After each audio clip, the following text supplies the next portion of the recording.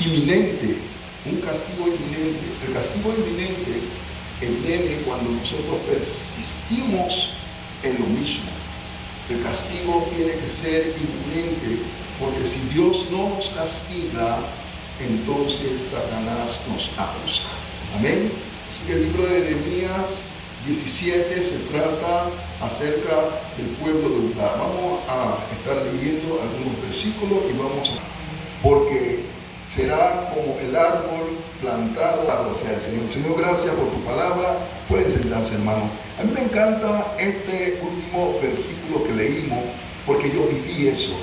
Yo supe lo que es un árbol que se mantiene fuerte. Cuando nosotros vivíamos, o podemos decirlo así, teníamos todos los años, nos íbamos a Nueva Providencia, donde vivía una tía mía que se llama Cleopatra. Esa era nuestra tía, que era como si fuera nuestra amiga, porque era una tía que nos permitía de todo. Así que ese era el lugar de gozo para los primos. Cada vez que nosotros salíamos de vacaciones, todos nos íbamos para Providencia.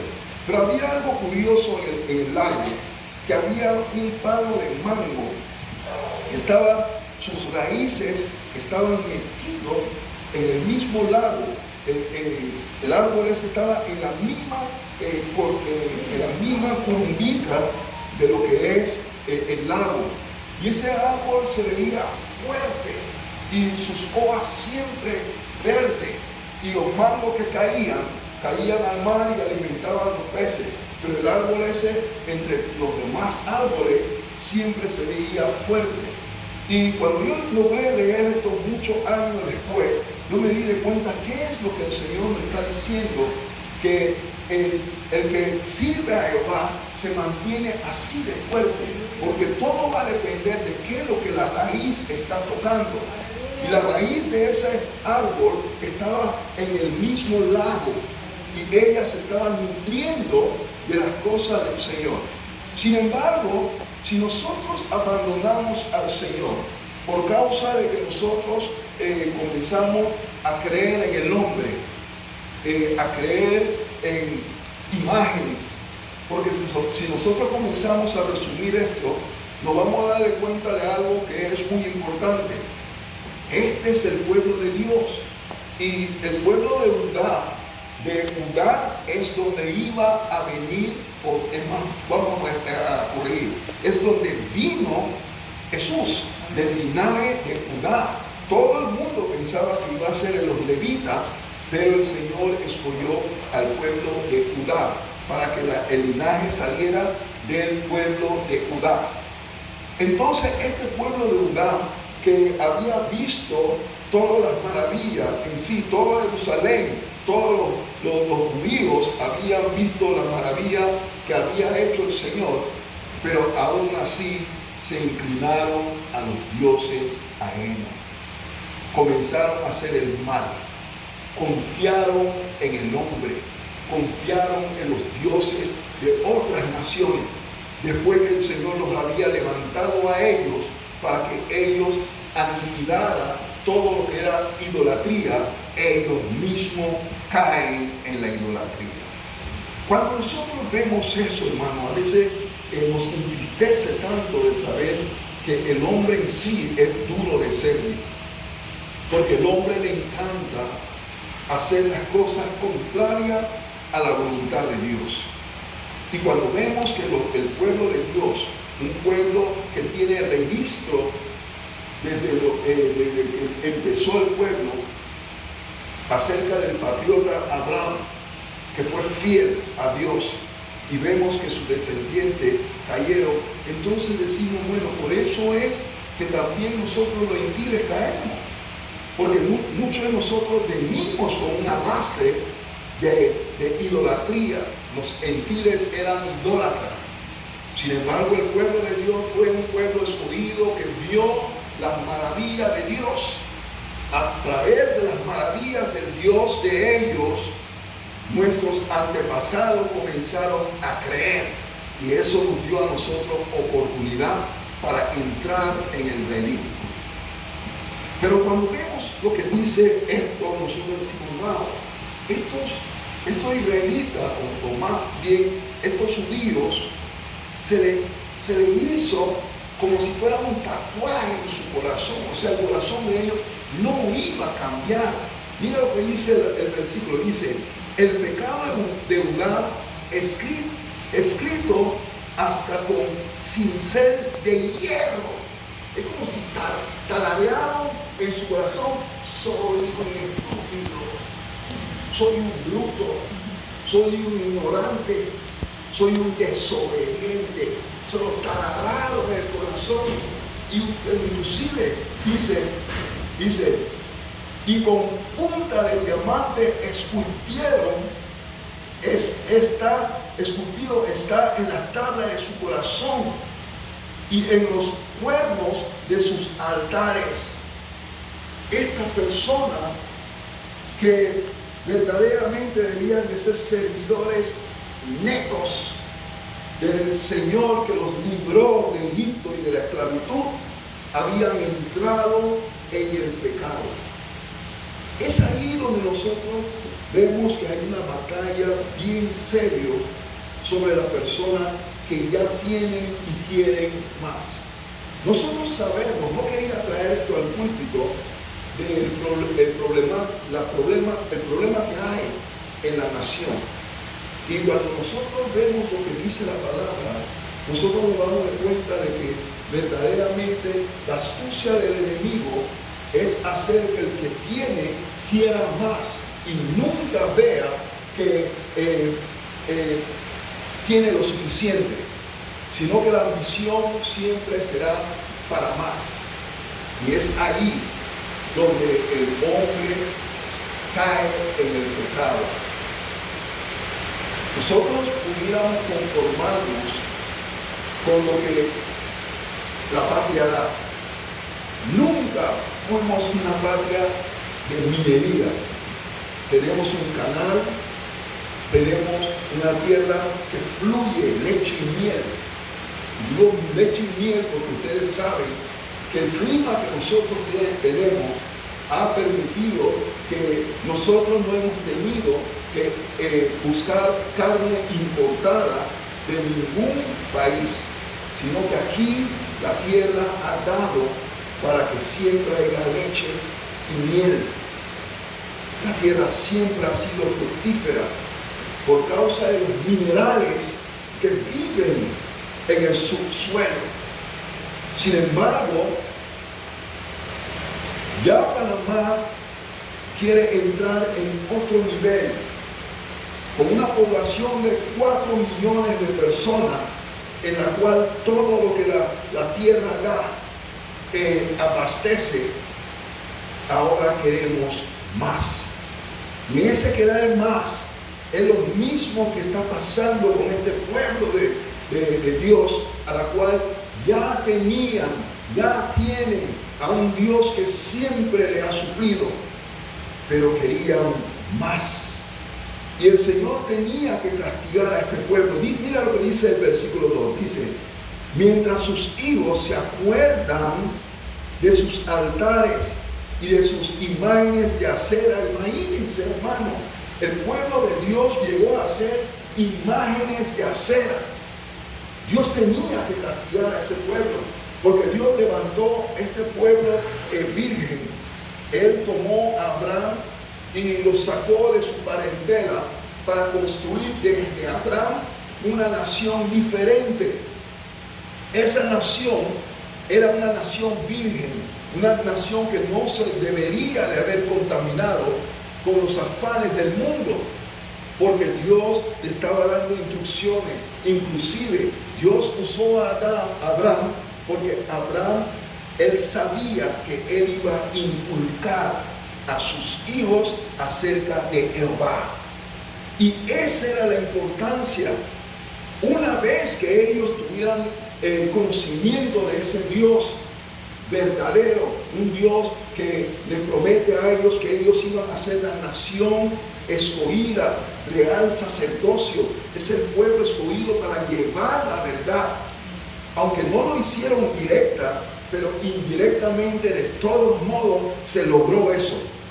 Porque si no fuera así, nosotros no hubiéramos estado creyendo en el linaje final, que era Jesucristo, el que tenía que venir. Así que de una manera directa o indirecta se logró.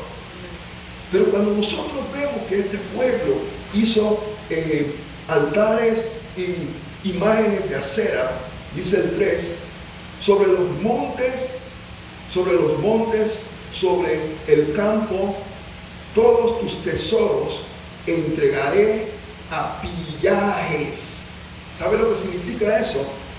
Todo lo que ellos tenían, todo lo que era de ellos, Dios iba a permitir que se los quitaran. Los píos iban a venir, iban a arrebatar todo lo que era la bendición. ¿Pero por qué? Porque entraron en un pecado severo, el pecado de la idolatría. Y a veces yo me pongo a pensar, octubre es el mes donde el panameño, que el Señor le dio un canal, le dio puertos, lo puso en un lugar donde abundamos. Nosotros, Panamá, abunda en todo lo que son pájaros. ¿Ustedes sabían que Panamá tiene la mayor cantidad de especies de pájaros y de ranas, más que cualquier otra parte del mundo, hermano? Nosotros somos una nación bendecida. Pero cuando leo esto, que el Señor le dice a Abraham, sobre los montes y sobre los campos, todos tus tesoros entregaré a pillajes por el pecado de tus lugares altos en toda tu tierra. Comienzo a preocuparme, comienzo a pensar, ¿por qué seguimos yendo a Portobelo? ¿Por qué seguimos yendo a Atalaya? ¿Por qué seguimos yendo a un grito de episoda, pincela, no sé, algo así? Eso mismo, hermano. Yo me pregunto, ¿por qué seguimos teniendo eso aquí? Como si estuviéramos retando a Dios para que nos pasara esto, para que todo nuestro tesoro sea entregado a pillaje. Yo digo verdaderamente que las cosas se repiten. Nosotros estamos leyendo Jeremías, un libro de un pasado lejano. Pero nosotros vemos ahora que en el Nuevo Testamento, alguien me acompaña en 1 Corintios 10:6, y ustedes van a ver algo. Pareciera que esto es un cassette, donde las cosas se repiten y se repiten y se repiten. En 1 Corintios 10:6, el Señor nos dice que estas cosas sucedieron como un ejemplo.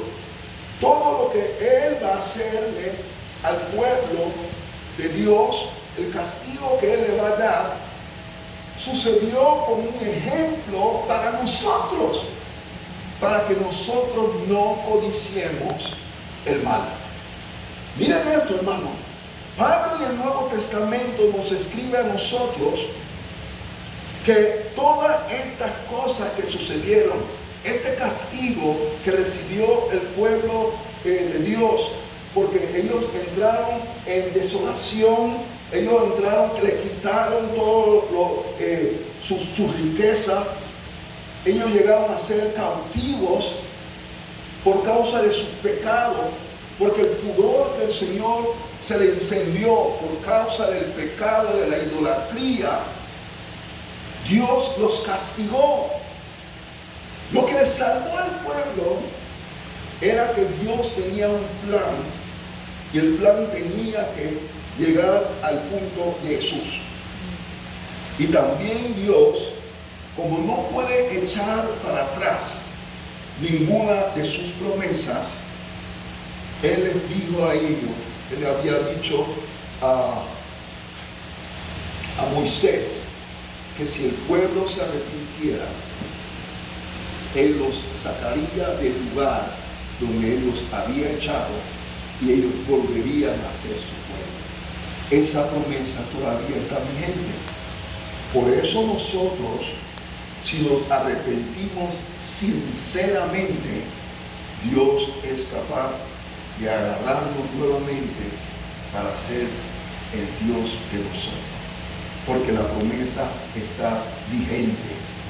Pero el pueblo tenía que ser castigado. Vamos a ver lo que dice el 4. Dice el 4. Y perderás la heredad que yo te di. Wow. Hermano, imagínense eso. Si no hubiera esa promesa de reconciliación, esta heredad que el Señor les dio, lo hubieran perdido y no hubiera nacido Jesucristo. Pero en el libro de Nehemías es donde nosotros vemos que aun cuando les pasó lo que tenía que pasar, ellos fueron capturados, y qué bueno que el Señor no permitió que fueran eliminados, sino que los llevaron en cautiverio. El pueblo que los llevó a ellos en cautiverio, ellos no están acostumbrados a llevar personas en cautiverio. Ellos estaban acostumbrados, si ustedes leen el libro de Habacuc, ustedes van a darse cuenta que ese era un pueblo que eliminaba a sus enemigos y solo llevaba a las mujeres y a los niños, pero llevaron otros varones para que el pueblo no se extinguiera. Y cuando llegó los 70 años de cautiverio, ellos pudieron todavía ser una nación. Mira la garantía que Dios le dio a ellos. ¿Pero por qué? Porque en el libro de Nehemías, cuando la noticia llegó a Nehemías de lo que había sucedido al pueblo, Nehemías oró, ayunó y lloró. Tres cosas importantes. No importa lo que esté sucediendo en nuestra nación o en nuestra vida personal o con un familiar, del momento en que tú lloras, ayunas y oras, captaste la atención del Señor. Él va a escuchar nuestra oración, nuestro ayuno. Él lo va a tomar como olor grato en su presencia. Ahora, como Él es el juez, Él es el que dictará lo que hará. Esa parte sí no sabemos, pero nuestra fe y nuestra confianza es que Él hará algo a nuestro bien. Siempre Dios quiere el bien para nosotros. Pero el pueblo había hecho el mal. Mira lo que sigue diciendo el número 5. Mira lo que dice el 5. Dice, así ha dicho Jehová. Muchas veces, hermano, yo había pensado que esto era otro de los dichos urbanos. Yo no sabía que esto estaba en la Biblia. Yo decía, en mi infancia yo oía, maldito el hombre que cree en hombre. Yo pensaba que era uno más de los dichos urbanos. Pero cuando comencé a crecer y a entrar en la Biblia, me di cuenta que esa fue una palabra dada por Dios. Y el maldito hombre que cree o confía en el hombre, esos son los hombres que anteponen las cosas de Dios para creer en un presidente, en un héroe, en un hermano, en un esposo, una esposa, que creen de una manera tan profunda al punto de hasta creerse en sí mismo. Pero Pablo también nos dice, cuídate de ti mismo, pero la doctrina persista en ella. Porque hay una línea muy delicada en cuanto a lo que nosotros le damos honra. Nuestra honra y nuestra gloria debe ser para el Señor. Él es el que sostiene todo lo que vemos y aún lo que no vemos. Él es el Todopoderoso. Así que cuando veo que la palabra dice, así ha dicho Jehová, maldito el varón que confía en el hombre y pone carne por sus brazos y su corazón se aparta de Jehová. Pone carne sobre sus brazos, es como quien diría, me apego a este legislador, a este representante, aún a este pastor. Hermano, Dios quiere que nosotros nos apeguemos a Él. A Él. No debemos de desechar a Dios por el hombre. Sigue diciendo el versículo 6. Será como, mira el castigo que le pasa al hombre que hace eso. Será como la retama. La retama son hojas del desierto, son plantas del desierto que quedan como arbustos. Dice, la retama en los desiertos y no verá cuando viene el bien, sino que morará en la sequedad, en el desierto, en tierra despoblada y desértica. Eso es lo que le pasa a los que confían en el hombre, porque el hombre traiciona al hombre. El único que es fiel es el mismo Dios.